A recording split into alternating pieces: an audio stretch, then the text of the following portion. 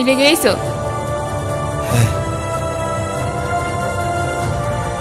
buuga muxuu yahay arrimo jacayl ayuu ka hadlayaa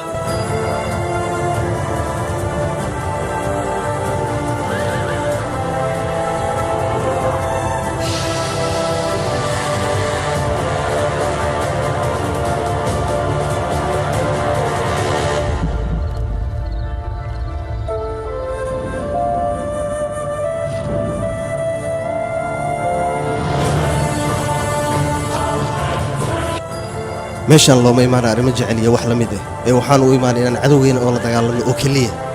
aniga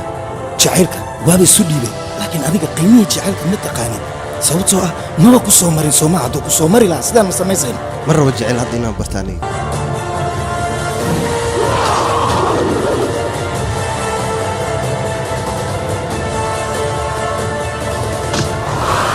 diyaar ma u tahay inaad weerar qaaddo